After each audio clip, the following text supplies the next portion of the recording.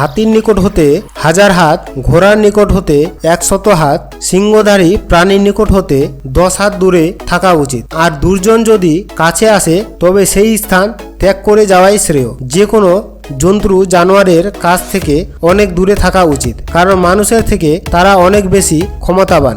তারা জন্তু জানোয়ার হওয়ার জন্য তাদের কাছ থেকে যে কোনো সময় বিপদ আসতে পারে। হাতি দেখতে আপাতত নিরীহ হলেও মানুষের জন্য খুবই বিপজ্জনক। তার সামনে যা পড়ে তা পায়ে পিষে সুর দিয়ে ধ্বংস করে চলে যায়। ফলে হাতির থেকে 1000 হাত দূরে থাকাই উচিত। ঘোড়ার থেকে 100 হাত দূরে থাকা উচিত। গরু, মোষ প্রভৃতি শিংযুক্ত প্রাণীর থেকে অন্তত 10 হাত দূরে থাকা উচিত।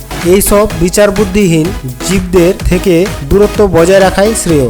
বুদ্ধিবৃত্তি সম্পন্ন জীব অর্থাৎ মানুষের মধ্যেও দুই ধরনের জীব আছে। এক হলো সুবুদ্ধি সম্পন্ন মানুষ, অন্যটি হলো দুর্জন বা কুবুদ্ধি সম্পন্ন জীব। সুবুদ্ধি সম্পন্ন জীব যেমন সৎ ব্যক্তি হয়, কুবুদ্ধি সম্পন্ন মানুষ ততটাই সৎ ও নীচ ব্যক্তি হয়। ফলে কুবুদ্ধি সম্পন্ন ব্যক্তি তার সৎতার জন্য হিংস্র পশুর চেয়েও বিপজ্জনক হতে পারে। ছলে বলে কৌশলে সে অন্যের ক্ষতি করতে একটুও কুষ্ঠিত হয় না। তাই পশুর ন্যায় দুর্জন ব্যক্তিকেও সবসময় পরিত্যাগ করে চলা উচিত, কারণ দুর্জন ব্যক্তি নিকট এলেও অবিলম্বে সেই স্থান ত্যাগ করে চলে যাওয়াই শ্রেয়।